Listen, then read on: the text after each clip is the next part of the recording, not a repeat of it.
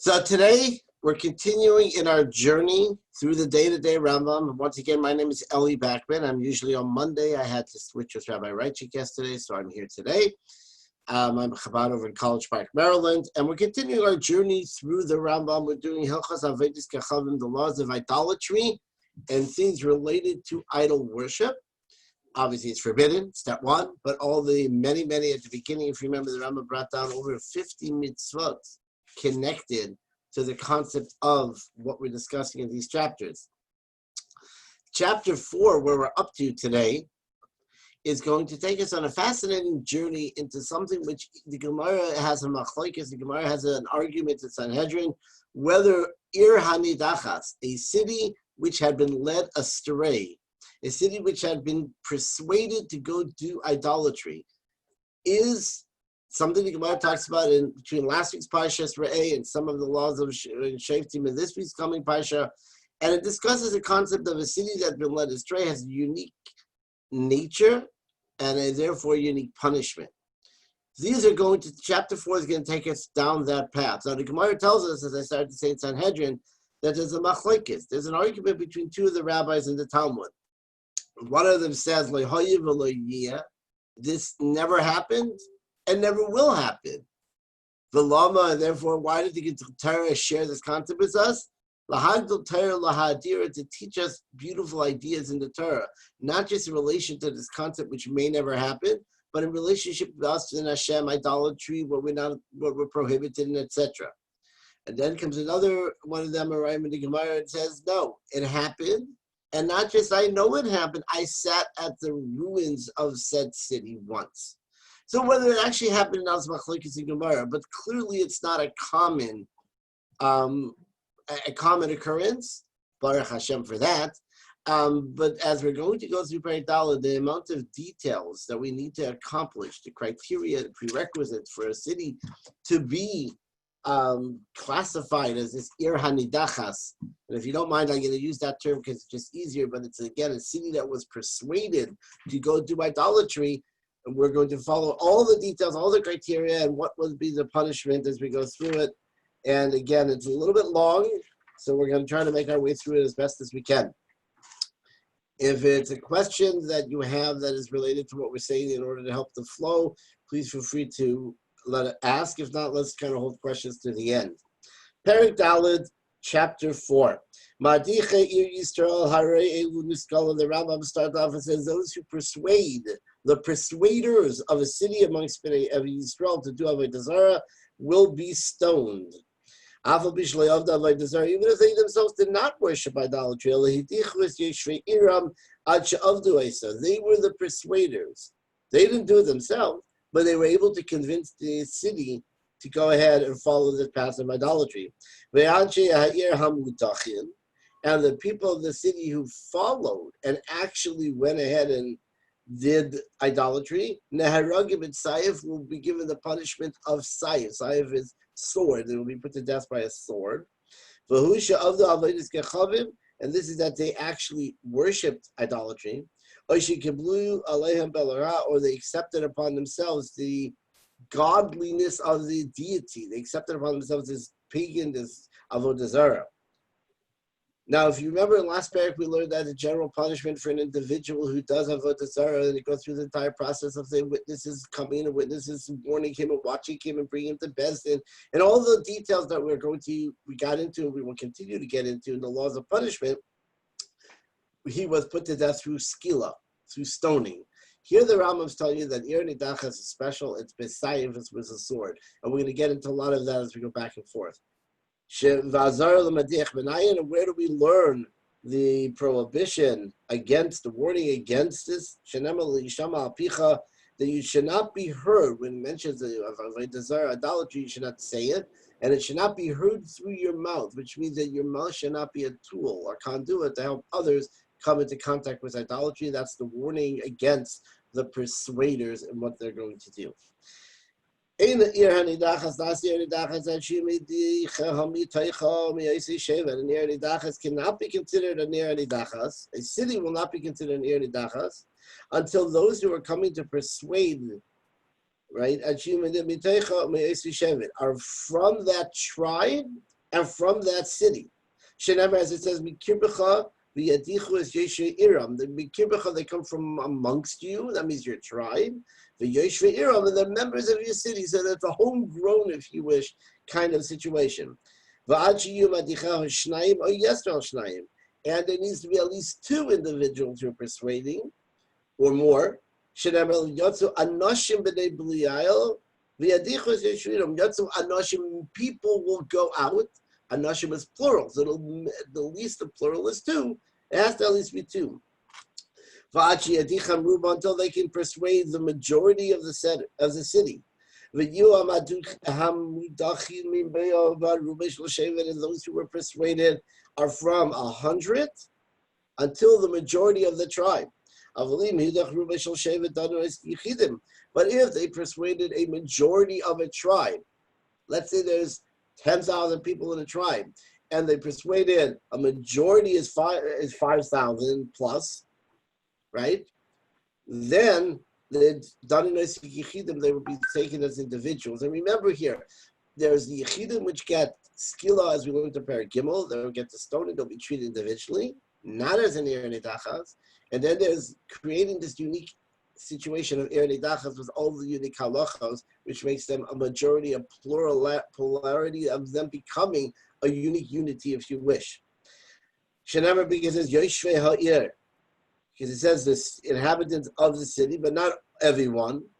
V'loi kfar katan, v'loi krach gadol. It says Ir means a city, not a small village, and not a large metropolitan type city. V'chol pachas b'mei kfar katan. Anything which is under 100 is considered a small village. And the majority of a tribe would be a krach gadol, a large city.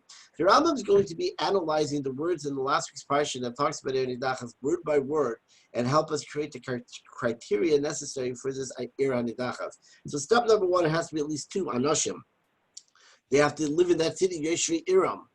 They have to do Mimea Vad Rubei Shavit from 100 till the majority, but not more, because under 100 is not an ear, and over 100 is not an ear. And same thing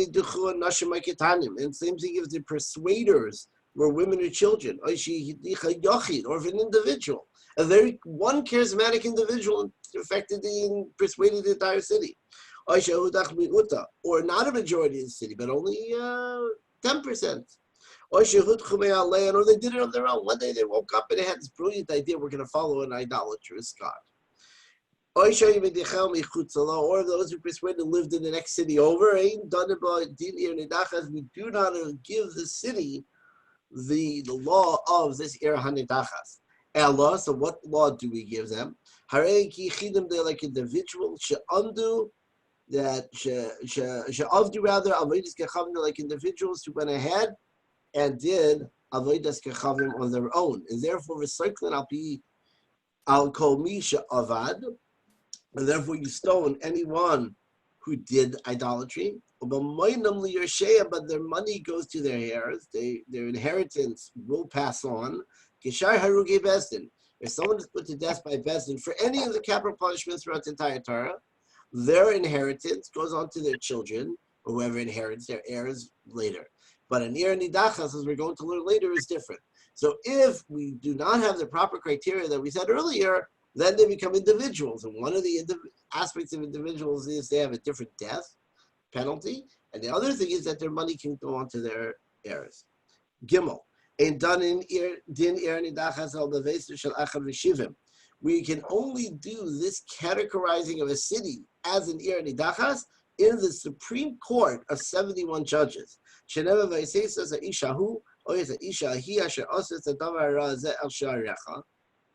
That you should take out the pasuk says in Devarim, the man or the woman who did something wrong, el she'arecha, to your gates.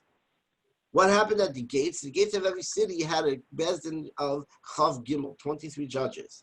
And they dealt with the local issues of the city. And they had the right to put people to death as well. So when the pasuk is talking about an unique individual, man or woman, who did something, they're brought to the gates. But if it's a majority of a city, it's not brought to the gates, it's brought higher up. You go up the chain to the Bezdin HaGadol, Sanhedrin HaGadol, which is in Yerushalayim of 71. Later on, we'll get into some more details about this as well. Individuals can be put to death at the Bezdin, which sits at every gate of every city. But a multitude of city, a majority idea conversation can only take place in the Bezdin HaGadol in Yerushalayim, the 71 judges. Dalet, the fourth one. There was the cities of refuge, where if someone killed someone, they would run there, and if it turns out they killed them by accident, and everyone, as we'll learn all the halachas later on, in Rambam much later on, you would sit there, and you have to sit there for a time until the Kohen HaGadol would pass away, until the high priest passed away, and then you could go free. Those cities could not become an Ir Nidachas. Shenever, because it says, Ba'achas Arecha, one of your cities, and these are not your cities, they become public cities, in a sense, because anybody can run there. Below Yerushalayim Nasas Ir Nidachas, and Yerushalayim Yerushalayim, the holy city cannot become an Ir Nidachas. Because it's not separated to Shvatim. The Gemara says there's a machlokes if Yerushalayim belongs to nobody, or Yerushalayim belongs to both Yehuda and Binyamin split. And the Rambam takes the opinion that Yerushalayim belongs to nobody. There are a few other interesting halachic ramifications that, as we make our way through this long journey, we'll find as well. But here, because it doesn't belong to anyone, the pasuk says, She'arecha, Arecha, your cities. This is not yours. This belongs to no one. Therefore, it cannot become a Ir Nidachas. Now the Rambam says a fascinating halacha, on the border city. It can never become an Ir Nidachas. Because those the Gentile nations who were always living near Eretz Yisrael and wanted to find a way to get in to conquer the land would find a desolate city, as we're going to learn about. We have to destroy the city, and they would find an easy in to Eretz Yisrael. We don't want that. We need the border to be established, stabilized, and people living there all the time to protect it. And the Rabbi says an interesting halacha that one bezin cannot make 3 Ir Nidachas, one next to the next. If there's a tri-state area, a tri-city area, and all 3 cities will run next to each other, one bezin can't make them all Ir Nidachas. If there's a distance between them, I say he could do that. The bezin could make all 3 of them an Ir Nidachas. Hey, number 5. Again, there's fascinating ideas here. The Rambams find them all in the Pesukim as he shares with us. That the persuaders must use a language of us, of everyone. They can't use an individual language. It has to be plural. And they will say to them, Neilech v'navoy, let us go and worship. Neilech v'nizbach, let us go and offer. A sacrifice is idolatry. Neilach v'nakti, let us go and offer incense to the idolatry. Neilach v'nasach, let us go pour libations, wine, blood, etc. Or neilach v'nishtacham, or let us go and bow down. These are the things we learned already in Perek Gimel, that if you do them to any avodah zarah, you're chayiv, you become obligated and liable for avodah zarah, for idolatry. The Rambam says, if you do any of them, or neilach v'nikal b'leha, or you let us go and accept, that's an issue. But if you just said to one guy, you had a heart-to-heart conversation, and you persuaded him to go to idolatry, that doesn't work. It has to be an us, a complete unified movement. These people listening,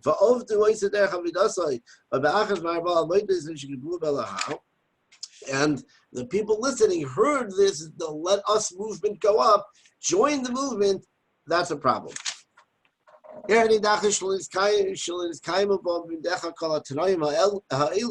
Rambam continues, but what happened if all these conditions are not met? We just gave you a whole bunch of conditions. It has to be plural language, it has to be 2, it has to be from 100 to the majority, it is in all these other things, not on a border. So what do you do to a city that did avodah zarah but didn't quite fit all the criteria? You give a hasra. Hasra is a warning, which we already learned about, and we'll learn more details later.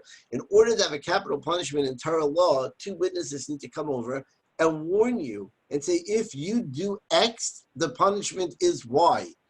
And you would have to immediately go ahead and ignore that warning and do the act. If you went ahead and ate lunch and then came back, that warning doesn't count. The warning doesn't count. There's no liability for a capital punishment.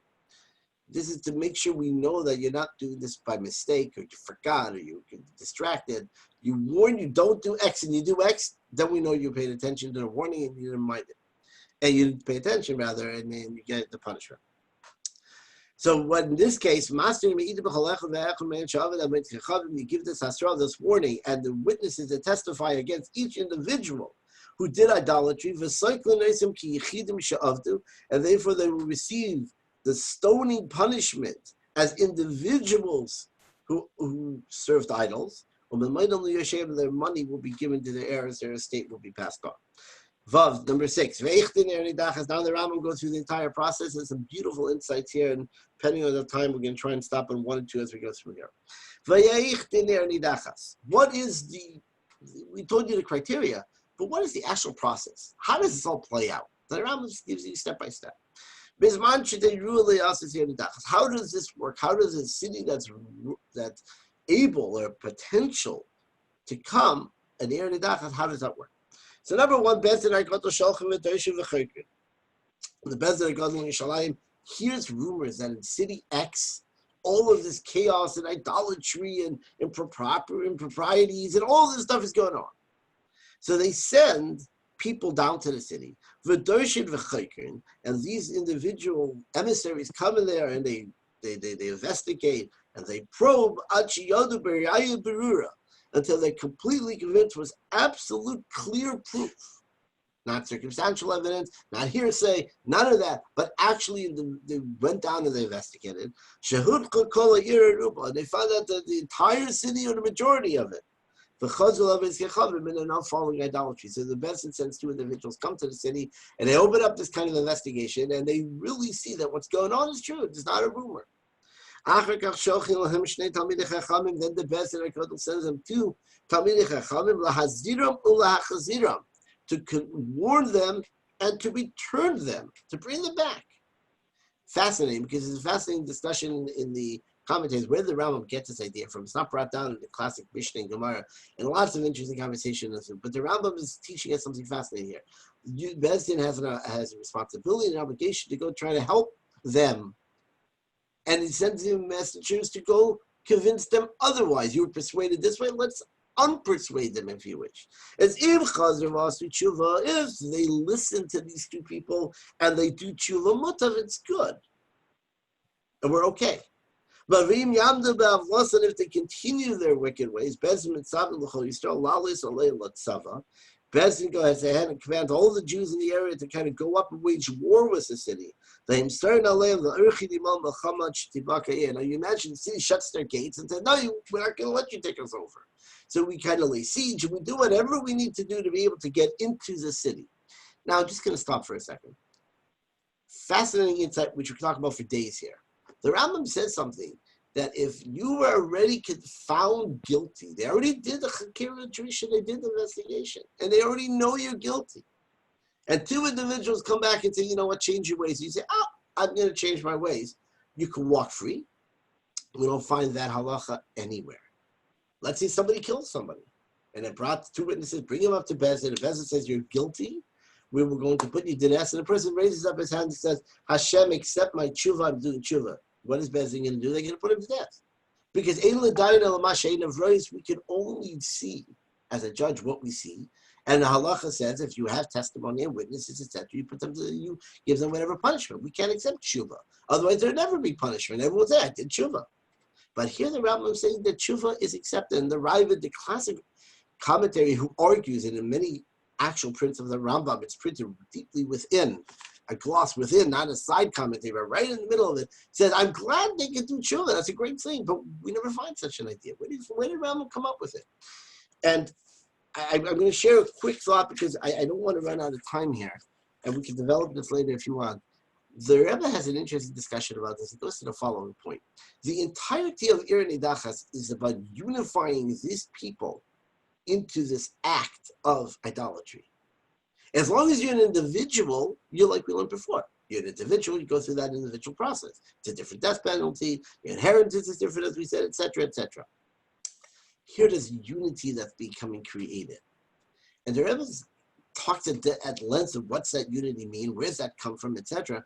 But what the Rambam's saying is, if you did tshuva, not you're scot-free, not just in the sense that you can walk away from it, but you've broken this unity and now you stepped away from being a unified Eretz Dachas.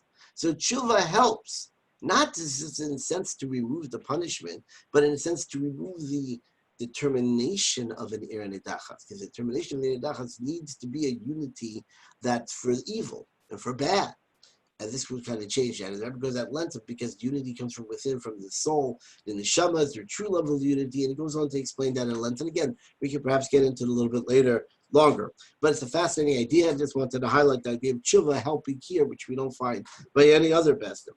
Now, Kishitibaka, back to the story, they see they opened the walls. When the walls are open, Miyad Marbilah, but they didn't, we're continuing inside. We right away set up a number of bezdins throughout the city, and we start to judge everyone. It's called Mishabal of Shneid, Mishabad anybody who has two witnesses say, we warned him and he did Avodah Zarah, right away, Mafishin, I said, we put that person to the side. If we find that all those who were put on the side are minority of the city, it's only a small percentage. So we put them to death through skila, stoning, with Shara Ir Nitzal, and the rest of the city is saved. They didn't do it. Nimsu Ruba, but what if we find the majority of the city actually did Avodah Zarah? Then we have to take them up to the high court in Yerushalayim, because we said that it can only be ruled on in a high court. The Goyrim Sham Dinan, and there we finish their law, their din, their judgment. And then if they're found guilty and they fit all the criteria, we put them together, we put them to death with sword. Umakin, and we continue the Rambam with something. Umakin is called Navshad Mashabal Fichar, and we will kill everyone in the city by sword. Taf and Nashim, even men, even women and children. Imhut Chalkula, if everybody did it. So if the majority of the city, not majority, if every single individual in the city was found guilty, then we kill the entire city.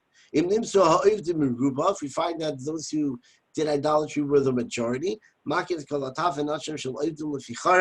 we then put them to death, and we also put to death women and children.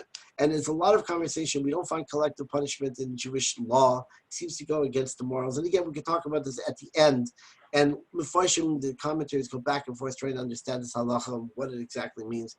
And one say it's sort of a deterrent, because if a person is told that what you will do will affect your wife and children, then natural love will be a deterrent to stop. We still don't find deterrents this way. So there's a lot more commentary about where we learned this out and why this is so unique. And perhaps it's that level of that connection, which is greater in a certain sense, which is coming back to the negativity here. But again, just highlighting it.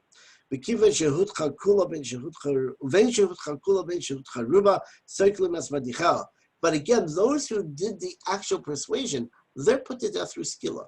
They're not put to death through saif. They're given the regular stoning, no matter whether people listened, people didn't listen, or when there was a majority of people or an entirety of people, their punishment remains the same. We gather all the goods and property of the city, into the main street. If it doesn't have a street, make a street. If the main street kind of passed outside the wall of the city, so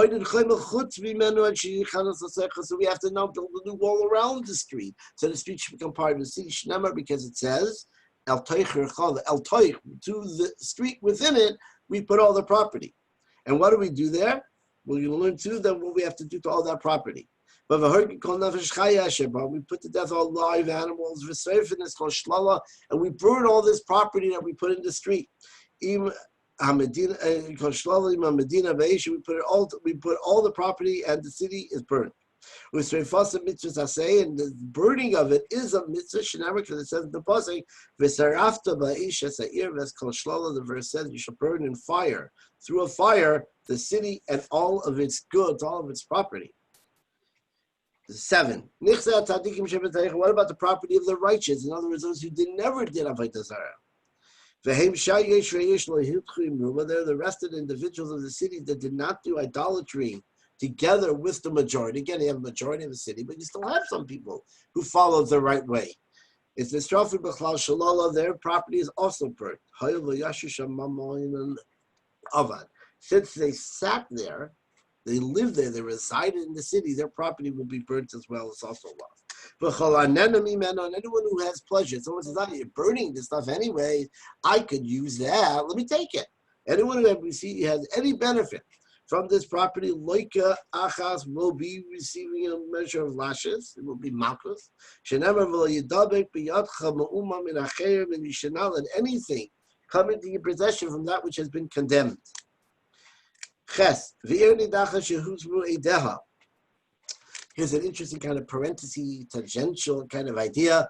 This concept of Edom Zaymamin. Edom Zaymamin was the concept that if two witnesses came and said X was warned and did X, two people come along and say that Ruvain killed Shimon, and the Bezdin listens to the two witnesses, and the witnesses sound like they're telling the truth. So they're ready to put Ruvain to death for killing Shimon. Suddenly, two Edom show up and say, how could you two Edom, you two witnesses, say you saw Ruvain kill Shimon Sunday, August 1st? Sunday, August 1st, you were with us in another country.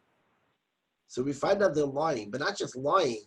Edom Zayim means they were not there at all to be even part of the process. So there's a special dinim, which we'll learn later again, the punishments, Sanhedrin and all that, and a special halacha. But along comes two witnesses and said, I saw this whole city become an Ir Nidachas. And Bezdin bases themselves on them and rules that the entirety of the city is going to be characterized as an Ir Nidachas and puts through this whole process. But then two more witnesses show up and say, you guys could not have said that about that city. You never were in the city.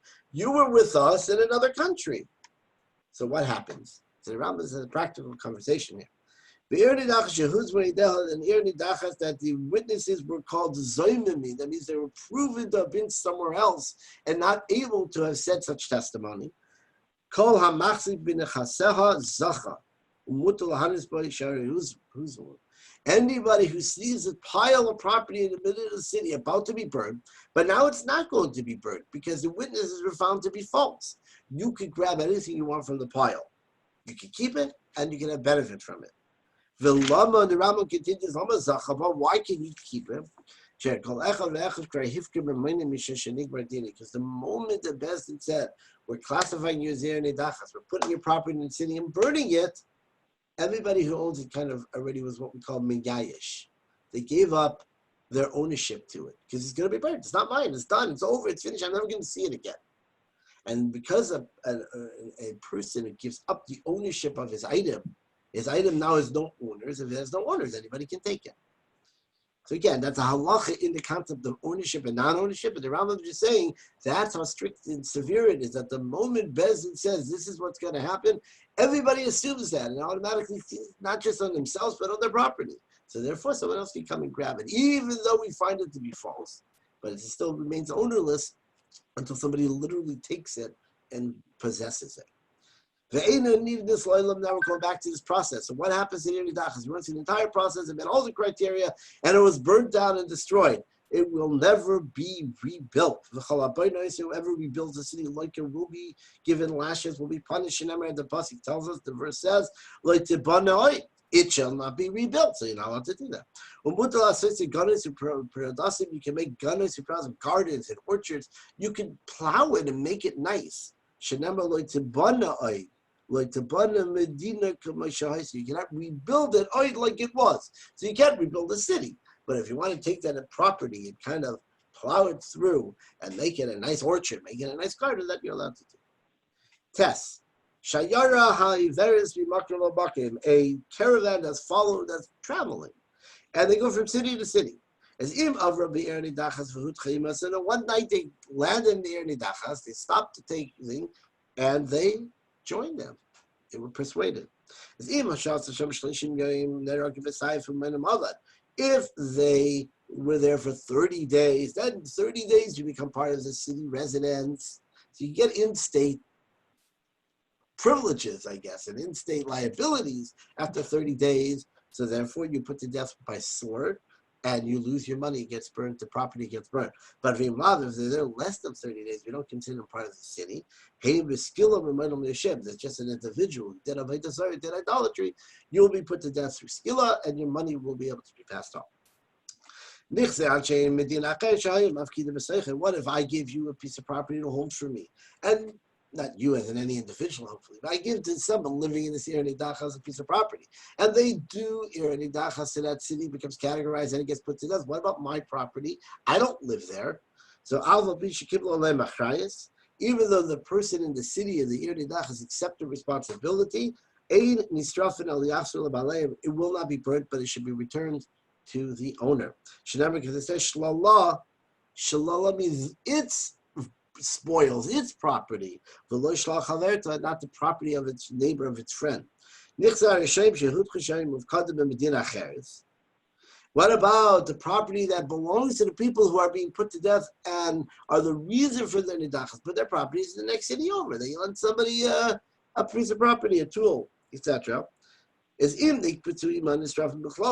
somebody managed to bring it back and put it into this pile that's going to be burnt, and it gets burnt. And if not, it's not lost, and the heirs of those who inherit that person can actually go take that item. Behema 11, the Rambam's continuing till the end of the page with a number of details follow this of when is something considered part of the city, when it's not considered part of the city. Behema, an animal, it's half of this city of Ir Nidachas, and half of another city. That means the owner, they're partners. One owner lived here, one owner lived there. If it was inside the city, it's usher. It has to be put to death with the rest of the animals. But although now also had two owners, one owner lived there, one owner lived there. Muteres, you're allowed to. Why? Because you can separate a dough very easily. So you separate the halves, and the partner who's out in the city takes his half, and the other partner loses his half. What if someone went ahead and slaughtered an animal from this Ir Nidachas? It is forbidden. Even though you killed it properly, you shechted it, you slaughtered it, now you want to eat it, you're not allowed to. Because since the judgment was passed against it, it now needs to, the judgment was passed against it, it is considered part of the city and has to be put to death, no benefit, as we read before. Sure, Hanisko was a bull, an ox, that gores someone and kills a person, also gets put to death. It's semalacha that you can't have any hanav. Can't have any benefit from it. Hair, which is of either male or female in the city, is mutter ba'ana. In the sense you can cut it off and use it for something. But a wig, which is already an item by itself sitting in the city, that is separate. And that now cannot be, it has to be burned and belongs to the city. 13. Produce, fruit which is still on the tree, Mutarin is allowed. Why? Because it says in the pasuk again, the Rambam's analyzing all this second word for word to get the proper criteria. Take bites with her after, gather and burn. That is talking about an item that all you need to do is gather it and it will be burnt. Yotsu, so it excludes fruit which is connected to the tree. Talisha Vikit with this ram has another step. It has to be torn off this tree. You can't just take it. So there you can gather it in a sense. So since the pasuk only says gather and burn and not another step, gather and burn, these fruit are now still allowed and you can use them. For what same thing for the hair of a person. That the trees themselves can be passed on in inheritance because they're in the ground. You'd have to cut them off. They're not just gather and burn. Now, the next couple of things are talking about different items of kedusha that have a certain level of holiness for tithe and other things, etc. So we're going to go through the details. What happens to them? So, following kachim mizbeachs, animals which were consecrated to be given to the mizbeach, were brought as an offering. Yamusu, they should be put to death because of a chushem te'eva. And this sacrifices of a rasha, of a wicked person that belongs to these wicked people, is an abomination. Hashem says, I don't want such a sacrifice. Kachim bedek is property which was made holy for the purposes of the Beis Hamikdash. So what should you do? They should be redeemed, and then you can burn them. In other words, there is a process by which you can redeem them. So if I say I'm going to give the following to the Beis Hamikdash to build a wall, and I'm going to give a plank of wood, I can then technically give a donation and redeem the plank of wood and take it home and use it. And the money will go to holy. Same thing here. Give the money, redeem the plank of wood, and then burn it. You can't burn it when it belongs to heaven, when it belongs to Hashem. It's holy. But once you redeem it, it's yours. You can do whatever you want. At that point, it belongs to the city's property that needs to be burned.